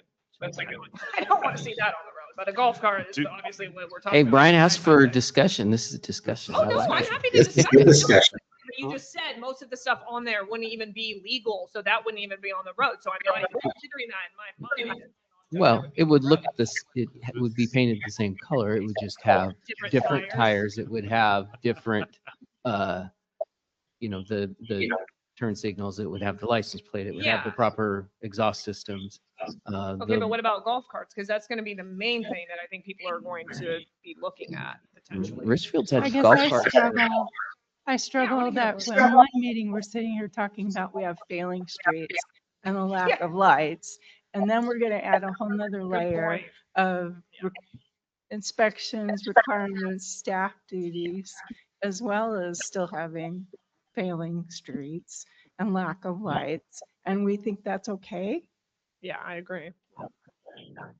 I find it ludicrous. What, do we also ban, scooters and all those I electric? think we have issues out there that we already need to control that we own. Feedback. Is there somebody without? Oh, sorry. But that's just my 2 bits. Yeah, I think with the road structure the way it is, I just don't think it's. We don't have enough staff. Yeah. We're adding additional. Yeah, who's going to layers go of make sure all those inspections carts and are requirements. certified? And, yeah, I just. So we can't control the cars speeding that we've got now. So would our police department be inspecting, Phil? Well, I guess that's where I'm kind of confused is because that is, if we wrote an ordinance, we would have the ability to say we are requiring inspections, but it didn't say that we have to do the inspections ourselves. The ATVs like that, it says right in the state law that they go to a private mechanic shop to get. Sorry, Casey, but we've got an ordinance right now for pet licenses and half the people here don't do it. Good. So People that are driving cars that don't even have driver's license. Exactly. So And they're not have they don't have. But would that we form require that helmets in those when the they're form driving? that the mechanic has to fill out has to be turned into Department of Licensing. So it's not like they can't get the legal registration without submitting that form. But what you're saying is then they just won't do it at all. Yeah, And then exactly. Yeah, they're just going to be driving around at dusk. You got 20 of them out there. Well, I have a And question. Good luck, officers. I have a question for the chief. Sorry, Commander. Just in your opinion, do you think you guys are able to maintain and manage the traffic that we have currently? And do you see this causing additional taxing on your department? I think anytime you add more vehicles on the road, it will be more difficult. Because even right now, we have issues throughout the city where people want coverage on one side or the other, but increasing the vehicles. And I'm sure people are going to probably do a little bit more than 35 in those. That's going to be opening up right there. So I do think it will cause more of an impact on us. Yes. But Councilmember Kasberg, I think you were the one that asked the question. They had those, what they called strikers. They were like a motorcycle hybrid car. And I'm not sure if you had to wear a helmet for those or not, because it's very similar to this right here. So we'd have to do some research on this and just kind of really find some answers and ask the questions and who's Have going we to inspect. researched what does to the risk and liability aspect of the city. No, what this has really been is more of a second refresher because we've had a lot of requests actually for this looking for you. And it's actually Kind of like fun. the pool. I kind of like to see. Oh, But yes, I do I like vote seeing you yes for guys a pool. engaged in the conversation. I think this is great. Well, I understand the desire and the Yeah, me interest, but at the same token, I think at our level, we have to look at a much broader picture than 120 people responding to a survey. Yeah.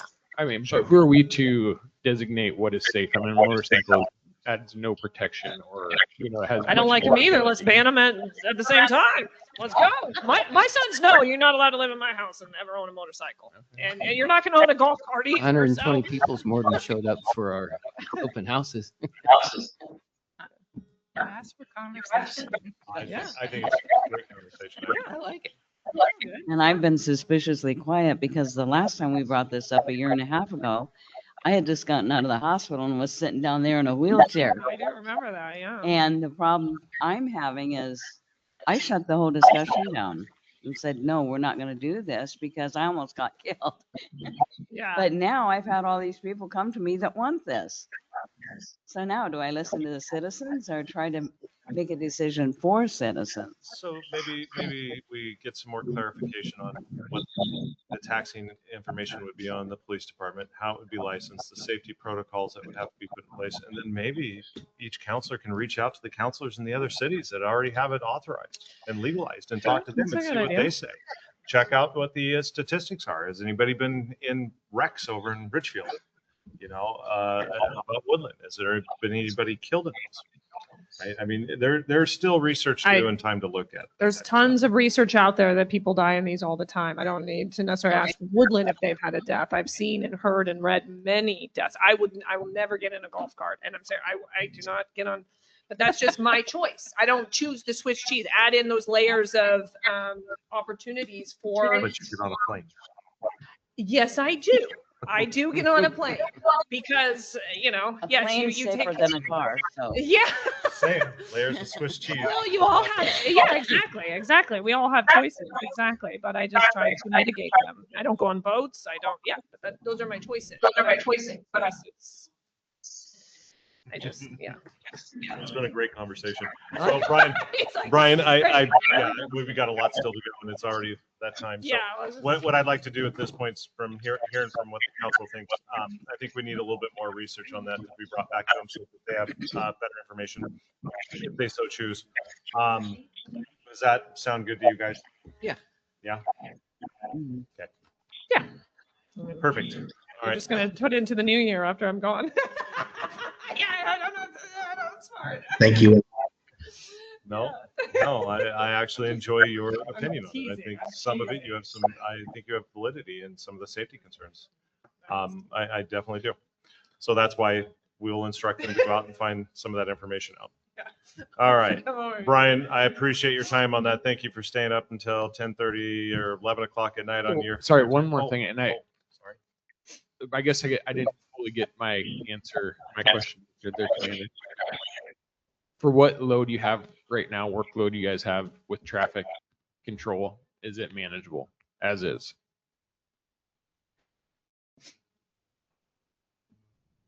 Be honest.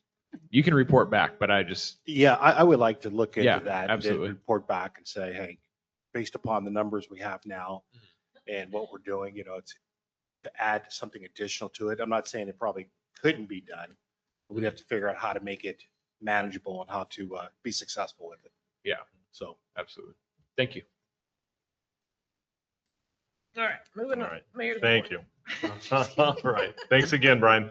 Are you there? Or do you already leave? Yep, I'll be back here later on in the agenda, so I'm going to hang out. Yeah. All right. Thank you. All right. Next up, we have the mayor's report. There'll be a drug take back event, as Melissa has already informed us, but it's on my agenda here, so I need to speak it. Drug take back event on October 25th from 10 a.m. to 2 p.m. at the La Center Police Station. The City Hall will be open for trick or treating on October 31st from 2 p.m. to 5 p.m. So if you have any kiddos that like candy, which I'm assuming you do, bring them on by, get some candy, show off those costumes.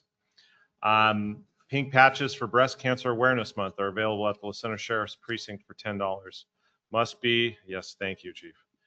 Must be exact cash or there is a Venmo code on site. There's a limited quantity, so it's first come, first serve. All funds support the Pink Lemonade Project. If you're not aware of what that project is, I encourage you to go look it up. My sister has been suffering stage 4 breast cancer, and these people have actually been a big help to our family. So they do a lot of good in the community.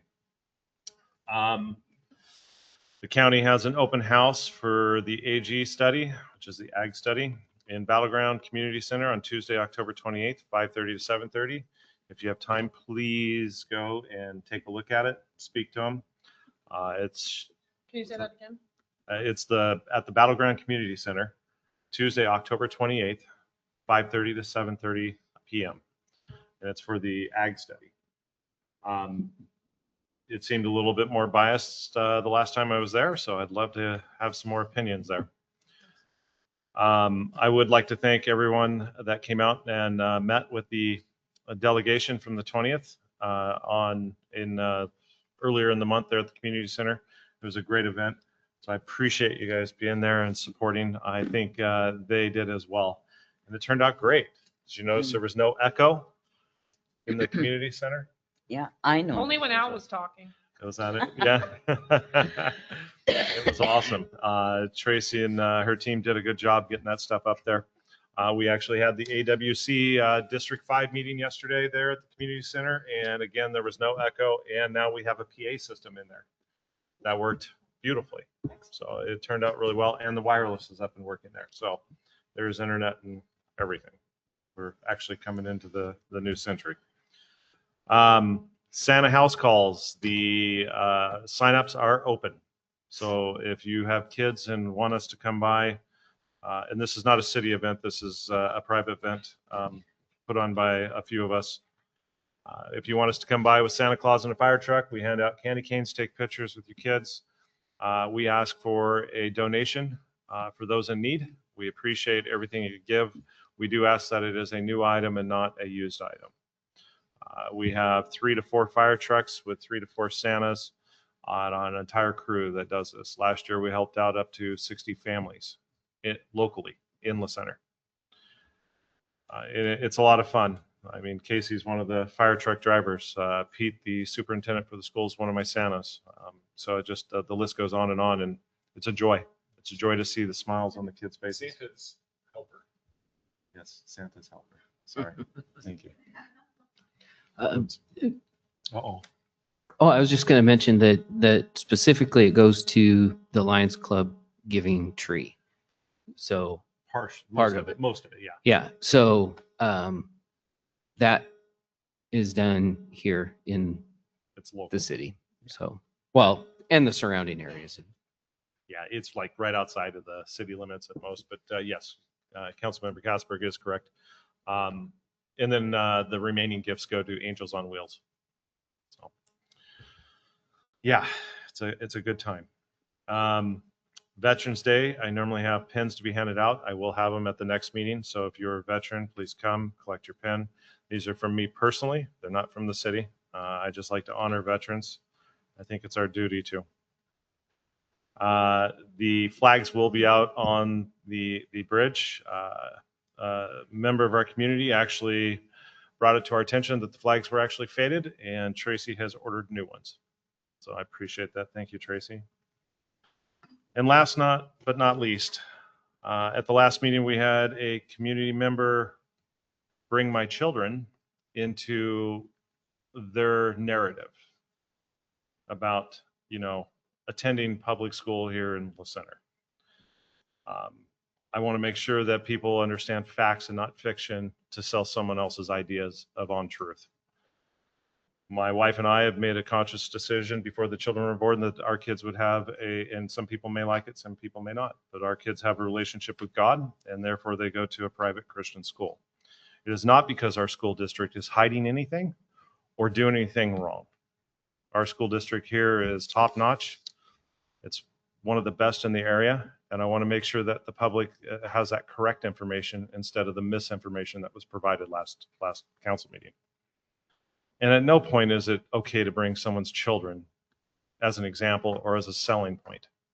And I don't care what side of the aisle you're on, it's unacceptable. Please check yourself when you're about to do that. All right, enough of my rant. Next up is the attorney's report. Janine, are you with us? I am. Have a wonderful evening this evening. I don't have any report, but I am happy to answer any questions you might have. Perfect. Any questions for Janine? Nope. Nope. All right, Janine, thank you for hanging in there with us. I know it's starting to get late. Next up, council comments. Councilmember Fox. Hello, good evening. Keep this short. I know it's been a long night. I just want to say, really sad looking at the election ballot. We have almost 5,000 people that live in this town, and nobody could, muster up the focus to run for local city government besides the folks that are already sitting up here. Obviously, I understand I'm not running again, but I think, I did my 4 years. Let's all rotate. Let's all have some fun and bring some other folks in here that all have different backgrounds. Yeah, but it creates what our cities need is a voice, not just from a few, but from many. And so, I mean, I love a good election. I love people who want to stand up for their city. And a lot of people move here. They love La Center. But, I figure with the university happening and a lot of interest in that we would have got some more folks that are interested. You don't have to be a political professional to be up here and to go through and learn. It's a great growth opportunity. It's a great thing to just expand your horizon. So I just, encourage anybody to, in the future, just to look at coming out and come talk to us and consider that, because I think it would be great for our city. Also, I just want to talk about crosswalks a little bit, about repainting crosswalks. I just have noticed, I go on a lot of walks and I noticed that they're really hard to read, and they're just really, up in some of our big ones. And just curious I know we're hitting winter, so it's probably not the best time to do it, but I'm sure they're on the agenda with the streets, but they're looking kind of unsafe. So that's just my comment. Thank you. Swiss cheese. Yeah, exactly. That's Swiss cheese. I see kids cross them. Me, I'm fine. But when I'm driving, I see the kids after school start walking some of those big intersections, and I see that it's just hard. They are on the plan. Yeah. Councilmember, yes, last year. Councilmember Kasberg. Oh, thank you. I was trying to decide what I wanted to say, and we saw earlier in the legislative report that there's a lot of decisions that are being made in the state that are completely contingent upon who is voted into office. I think the state has they have a style of government where bills become laws and they only get overturned if somebody challenges it and it's deemed to be unconstitutional. It doesn't take a vote of the people to end up with a new law on the books. I also think that the further left or the further right you are, the less happy you are, no matter what. So maybe everybody ought to just kind of come back towards the middle a little bit and relax. The things people get worked up about are not necessarily the most important things out there. So, yeah, I think that's it. I'll leave it at that. Thank you. Wow, that's truth. I like it. All right, Councilmember Boyle with a beard. Yeah, you like that?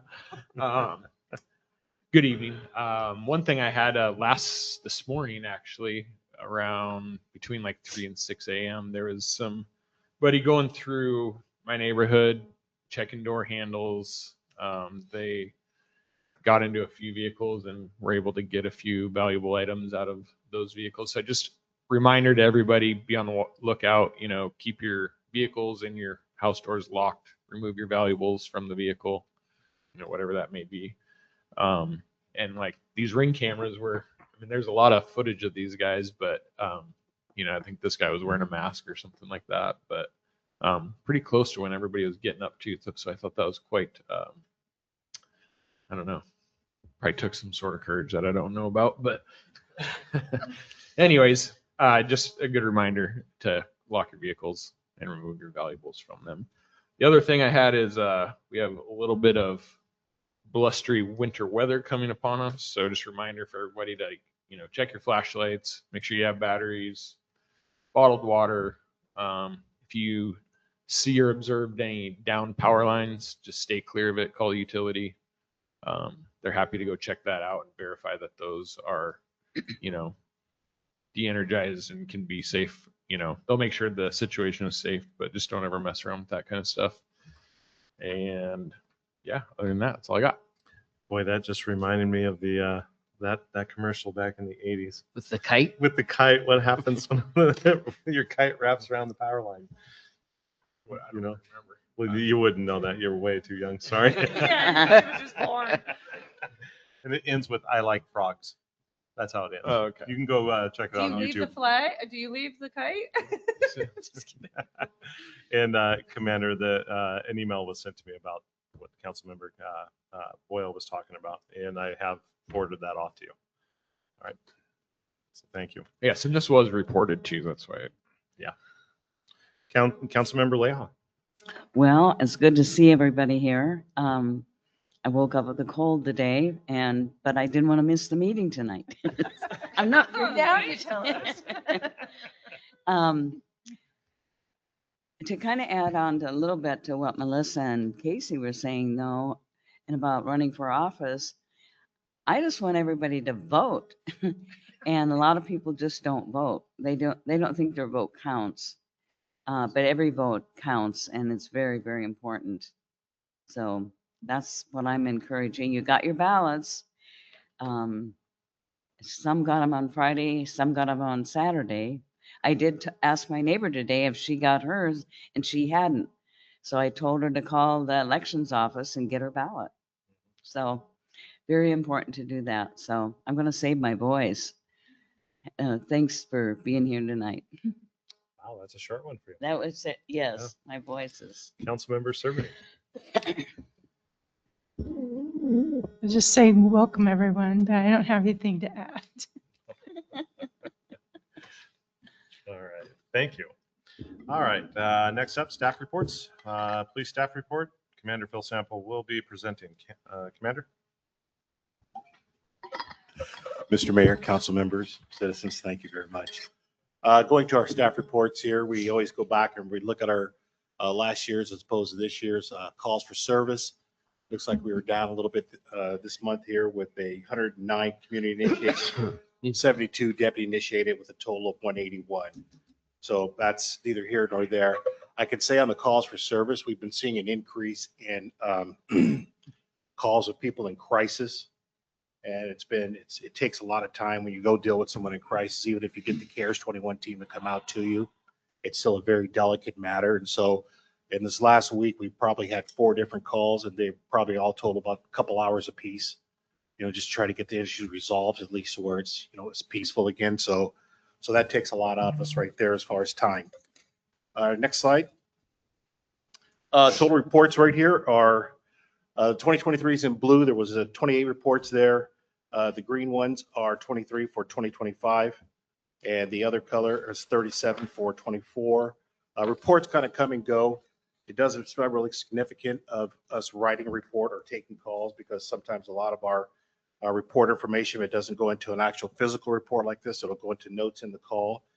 And responding back about the vehicle prowls, I did get the information on that, but I really wish people would call 311 or 911 to report the things that happen, because that way we can keep a permanent record instead of a Facebook families reporting.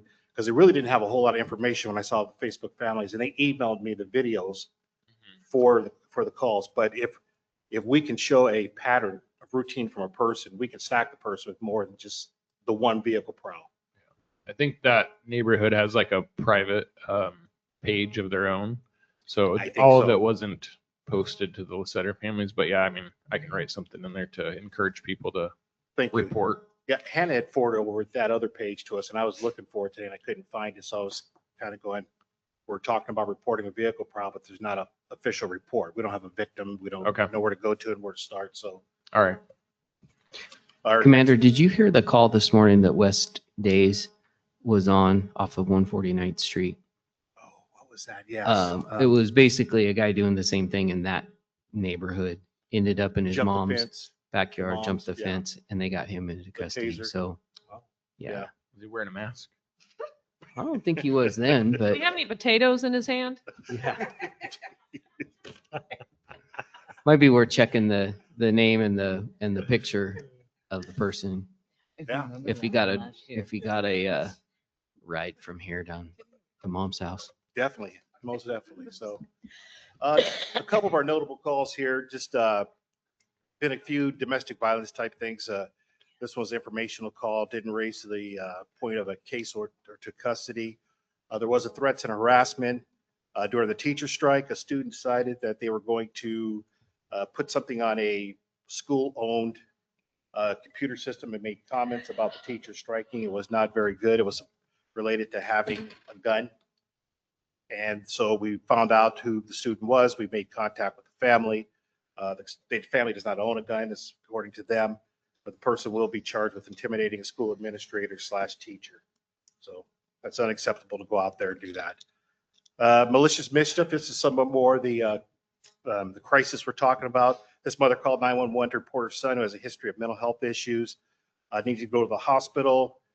He became upset, destroyed the wooden gate outside the fencing, punched holes in the walls inside the house, and we forwarded that case over. These aren't very good for charging people, but as long as we can try to get them pushed to help, get the help for the crisis that they need, it's better off. Okay, burglary, City Hall building, the old City Hall. People sprayed a fire extinguisher throughout the building, tore down the cabinet doors off, put holes in the wall, and used racially insensitive words while writing in the extinguisher dust on the bottom there. So that's Was this a true burglary, like as in somebody that had no association with the building or the people in the building that? as far as our understanding is yes. And Okay. that's what, and it was Was there reported here cameras? from. I'm sorry. No, I found the building like that. It was Oh, Mayor. sprayed. Yeah, sorry. Peter reported, so yeah. Yeah, I found the building like that. There was obscene drawings. It was a bunch of kids. It was a bunch of kids that were doing it. In fact, one of our public works people were in the attic because I wanted to make sure nobody had any other access into the building anywhere. And here it's a bunch of kids come in the door that was locked. So they knew how to jimmy the lock to get in there. And then as soon as they realized he was in the attic because he was coming down, they took off. So there's your story. Oh, interesting. Okay. And the last one we're going to talk about here today is we had a rape 3, assault 2, strangulation case. A woman was encouraged by her therapist to report this incident to us. The estranged couple have a child in common, and the mother frequently has tried to have the father in the child's life. However, the man started to force himself on her, which led to charges being filed. So that was another one that was pretty noteworthy and pretty sensitive for us. Traffic reports. Our traffic's been down. 8 traffic infractions, 6 criminal. We've had 41 warnings, and that could be anywhere within the close-knit area of the city limits. But we did lose, what was it, 2 weeks in the beginning for the schools being on strike. So that's a lot of our traffic right there, people going through the school zones. So we do plan to having that back up. We've already been talking about ways to improve our traffic reports, and also to 14th Avenue. We're going to start looking into 14th Avenue. We're getting plenty of complaints of people coming down off Boyle Road and just kind of speeding down through there. So if they're listening in, there's their warning right there. Yeah. Yeah. That's all I can say to them. This one right here, I know it says for Multnomah County residents, but it's happening over here also. It's a text message scam targets in Multnomah County residents. And I've already had 2 or 3 of these myself. You'll see the text if you roll back down a little bit to the title. Can I speak with you for a moment? If you do not recognize who the person is texting or the number, do not open it and start to answer. So Multnomah County is being warned about a new smishing text messaging scam sweeping across the region. The sheriff's office said the scam utilizes fake text messages to trick people into downloading malware, share sensitive information, providing money to cyber criminals. The phrase smishing is short for SMS and phishing at the same time. So it refers to a type of cyber attack which scammers send fraudulent text messages to trick people to revealing their personal information such as passwords, credit cards, numbers, and account details. So there's a lot of different ways they go about it. Like you have a package waiting for you. Are you still at the workplace? Can I speak with you for a moment? Hi, we missed seeing you last night. You know, if you don't know who these are from, delete them, keep pushing, because they're only after one thing, and that's your wallet right there. So, and I've probably received 3 in the last month. So, hey, you want to go to the mall? Who's this? I didn't even answer. I just swiped it, you know. And lastly here, as we've been talking about all evening, Saturday 25th, our drug take back over at the precinct from 10 to 2 p.m. Come on over, turn in your stuff. It's very easy. It's very quick. And we enjoy chatting with you while you're there. So, Mr. Mayor, I turn the show back over. All right. Thank you, Commander. Any questions or comments for the Commander? Another one of those smishing scams is one that I get over and over is Washington State DMV final notice. Yeah. And like the website that to click is like .gou, so it's not .gov. So it's close. You know, somebody could easily miss that, but I mean, they're pretty adamant, and the verbiage that they use seems pretty, you know, like, oh shoot. I'm looking, I'm like, well, I haven't been in Seattle for about a year or so that'd be kind of crazy. But absolutely. And they talk about toll bridges and everything else. You didn't pay your toll, we're going to put a warrant out for you. But if you look at the phone number associated with, you'll see like a +44, then the number. And you're going, that's not even from this country. Yeah. That's some other country over there trying to gain some cash off of us. So Yeah. and if the police were looking for you, we're not going to tell you over the phone. Exactly. Let you go hide. Okay. We're just going to show up at your door at 4 o'clock in the morning, and you know what happens after that, right? Be Casey. All right. Thank you, Commander. Next up, we have the Administrative Services Staff Report. Mr. Peter Boyce will be presenting. Peter. All right. Mr. Mayor, City Council, I'm going to try to run through this quickly. First up, sales tax disbursements. We brought in $68,432 in September. For the quarter, we're at $219,795, up about $20,000 from the same time period last year. So we're right on track. Staffing changes. The community will notice that we've got some folks switching seats. Our utility billing person, Alex Richter, our clerk 3, moved on to a new position elsewhere. Desi Allinger Nelson, who's here tonight, is taking that position. So we're lucky to have her, and she's training into some of the clerk duties. So you'll be seeing her at city council meetings. So we thank Desi for that. Maria Reneker, who's also here tonight. She is going to be moving from her clerk 3 position to a senior permit specialist position in public works and community development. So she'll be moving upstairs. Hannah Shields, our clerk 3 and our outreach coordinator, is going to be moving her desk, her workstation to the front desk. So she'll be out there accessible to the public and helping out. Our code enforcement officer / payroll clerk, Audrey DeVilling, currently is upstairs in the community development department. She'll be coming down to the administrative services office also. So a lot of seats are changing, and we're feverishly cross-training, but everything seems to be going well. Gambling tax numbers. So for September, we brought in $139,323. For the quarter, that's $398,410. Just slightly under what we received the same time period last year of $408,000. So on track with gambling revenue. And we talked about the 2026 budget, about the public hearings coming up, so I'm not going to repeat. I also wanted to mention to council that in December, we kind of have the same situation going on that we do with Thanksgiving in November.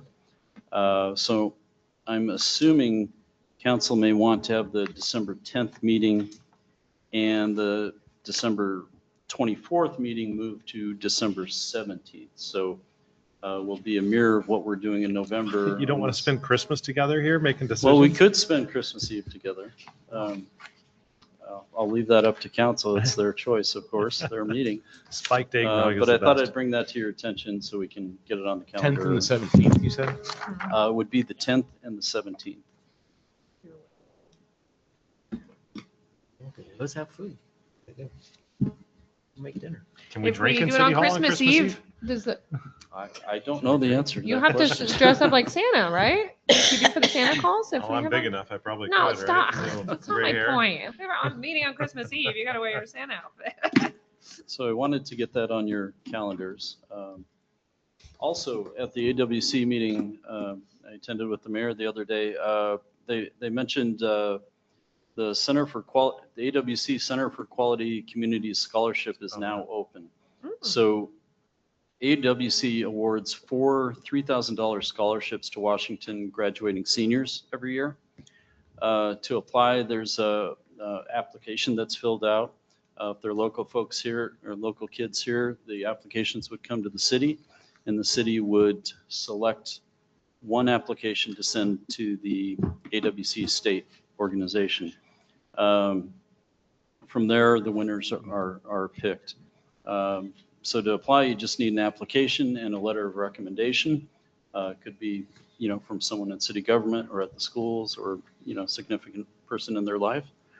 Last year, only 38 cities participated. So we're trying to reach out to the schools now. Hannah Shields, our outreach coordinator, I believe she contacted the schools today. So we're trying to find, I think we only had 2 applications last year. So we're trying to make sure the kids know about the opportunity and can be eligible for that if they're interested. And it's also worth noting that there's also a chance if you're selected for the AWC scholarship that you could receive a full ride to UW. So it's worth doing. It's worth putting the time and effort in. So if you know of young people that might be eligible, please have them fill out an application, and we'll be putting more information together as it progresses, but the school should also have information for the kids. Is it just for seniors? Does it Uh, specify an age on there? Well, Yeah. yeah. it's Well, I know, but graduating. sometimes you can Yeah. still apply for scholarships when you're a junior or something, and it's in an account until you graduate. I mean, it's not. So So it looks like it's scholarships are all graduating different. You could seniors. have 6th graders apply. I mean, yeah, typically they're seniors. I'm just asking. Okay. Great. So that's my getting report late. this evening. Thank you. A Thank you, can Peter. prepare for college just like anybody else. Senior Appreciate year's it. too Any slow. questions? Too late. I'm prepared. Okay. All right. Any questions there for Peter? All right. Thanks again, Peter. Great report. Okay. All right. Here we go. Interlocal agreement with the city of Ridgefield for code enforcement. Ms. Tracy Coleman will be presenting. Tracy. Well, this is a pretty simple one. Basically, the city of Ridgefield came to us and asked us to help them out for a 3-month period, so through the end of December. We are allowed to do that per RCW 39.34. So they're just asking us to be able to help them out in code enforcement. So I'm asking council to approve a contract to be able to assist Ridgefield. Did I say La Center? I meant to say No, Ridgefield. you said Ridgefield. Okay, Ridgefield, just yeah. making sure. It's a lot of back and forth. Yeah, it we is. read Yeah. it. Hmm. Yeah. Yeah. If So if you somebody have any out, questions, yeah. let me know. No, I they're think paying it's for all of it, and Pretty Yeah, they're straightforward. paying at a fully loaded rate. yeah. Okay. Anybody have any? Well, I guess that's mayor's job. I was gonna say, if you got any questions, I'm ready. I think it's getting late and some people are not used to late meetings tonight down at that end. Yeah. So. Wow. Yeah, it's ADHD. All right, I'm just kidding. Get me out of here. I'm just kidding. Pretty easy. Pretty easy one here. Any questions there for Tracy? Any questions, comments, conversation amongst the council? If not, can I get a motion? I move to authorize approval of the mayor signing an interlocal agreement with the city of Ridgefield for code enforcement services through December 2025. Second. It's been moved and seconded. All those in favor? Aye. Opposed? Abstain? Motion passes. Thank you, council. Moving right along, we do have a resolution tonight, Resolution 486, road vacation for Barnhart. Mr. Brian Cast will be presenting. Brian. Thank you, Mr. Mayor. So the city has received a request to vacate about 0.3 acres of 4th Street and H Avenue over in the vicinity of the Barnhart properties. This right away actually came to into the city in 1875, but is still undeveloped because there is pretty steep slopes in the area. The right of way itself is made up of slopes about between 15 and 80%. As council is aware, because we've done a few of these here over the last couple of years, the state RCW 3579 governs this vacation process for right-of-way, and this resolution is the first step in that process. Following the council's consideration and potential approval of this resolution, we will then set a public hearing, and if Resolution 486 which is what you have before you this evening passes, that will set the hearing for this particular annexation or vacation, excuse me, November 12th. So assuming this passes, notice will be posted both in the paper, at the site, and in 3 public areas of the city. There's no planned budget impact for this resolution or this vacation. While there is the ability for council to request some compensation for right-of-way in this case because of the steep slopes and the undevelopable nature of the right-of-way, staff is suggesting that council does not request reimbursement. And if and when development occurs in that area, new roads where they actually can be placed will be constructed to serve the area. So I'm happy to answer any questions that council may have before council considers Resolution 486. Thank you, Brian. Council, do you have any questions for Brian or any conversation that you'd like to have amongst each other? Are we able to see any information on who it's being vacated to? Yeah, so I think, is there an exhibit in the packet here? There should be. There's one that came with the request. Maybe it didn't make it into the packet. But basically so south of 5th Avenue, and that would be, I guess, west of G Avenue, there's sort of this L-shaped section of right-of-way. Mr. Barnhart owns property on both sides, so basically this would just allow his 2 sections of property to touch, so that they're sort of a contiguous piece of property instead of an island of property and a separate second piece of property, if that makes sense. Has the city even been maintaining that, or has it just been kind of sitting there? No, it's all just wild, and it's basically just a hillside, vegetated There's hillside. nothing to even probably maintain. Yeah. The street that we've been maintaining for 30 years. Sorry, I digress. Since 1875. Yeah. It's a long time. Mr. Mayor, I move to approve Resolution 486, set the public hearing on the vacation of a portion of 4th Street and 8th Avenue for November 12th, 2025. Second. It has been moved and seconded. This is a resolution. Clerk, can I please have a roll call vote on this? Councilmember Fox, Yes. Councilmember Kasberg, Yes. Councilmember Boyle, Yes. Councilmember Leija, Yes. Councilmember Cerveny. Yes. All right, resolution passes. Thank you, council. Thank you, clerk. Now all the bodies hitting on it are their problem. This isn't It's been like since me. It's not like me. 1875. There's bodies there. I know. Balances out last. Okay, council. Well, it has been a late night, that's for sure. I would like the waters checked up here when they leave, please. Thank you. Especially, look at that. It's just getting worse. All right. Excuse me, council. I'd like to finish this up tonight. Would you? Yeah. All right. Children behave. Yes, children behave. Council, is there any unfinished business? How about any new business? All right, well, I will entertain a motion for adjournment. I move to adjourn. Second. It's been moved seconded. All those in favor? Aye. Opposed? Abstain? I'm doing it Aye. on purpose. Aye. terrible. I know. All right. Motion passes. Thank you, everyone. Thank you, council.